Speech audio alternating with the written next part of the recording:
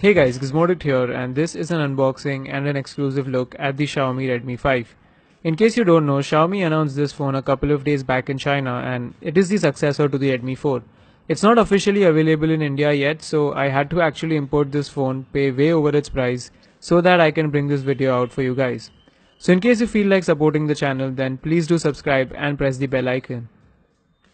Coming back to the Redmi 5, it comes in this red colored box that is similar to some other new Xiaomi devices.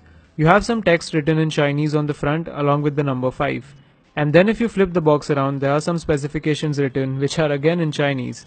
This one is available in 2GB, 16GB and 3GB, 32GB variant, and as you can see, I bought the latter one. Inside the box, the first thing that we have is this cardboard packaging which has a TPU case for the phone. I'm not sure if this is the part of the official packaging, and I think the seller gave this one for free, but anyways, below that is the star of the show, the Redmi 5. The first thing that you instantly notice is that edge-to-edge display, and it does indeed look great. I bought the phone in the gold shade because that was the only option available right now, but the phone does look and feel pretty good. Further inside you have a quick start guide which is again in Chinese, and following that is a white colored wall charger and USB cable. It's a 2 ampere power brick, and the USB cable is a micro USB one because the Redmi 5 still doesn't have USB Type-C. Finally, you have a SIM ejector tool that's hidden beneath the USB cable. So that's all you get inside the box of the Redmi 5. Now let's get to the phone.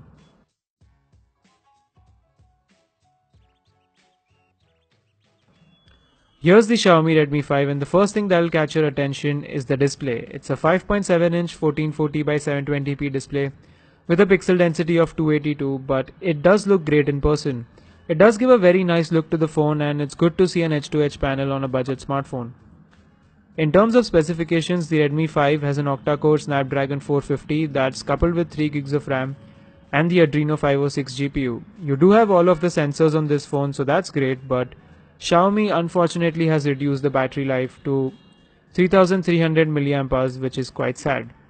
Although since it has an efficient 14nm processor this time, the results should be quite interesting. In terms of cameras, there's a 12 megapixel sensor on the back, which might be the same as the primary sensor of the Mi A1, and on the front again you have a 5 megapixel sensor, but this time it's with a selfie flash. I'm really curious to test out the cameras, and I will be comparing it with some other phones as well. In terms of software, this one runs on Android 7.1.2 with MIUI 9, but this is the Chinese variant, so you don't get Google services out of the box. But I was able to install all of the Google apps within a couple of minutes, and I have everything working properly on the phone now. MIUI 9 feels pretty snappy and fluid on the Redmi 5, but I need to put it through its paces to find out how does it perform in the real world.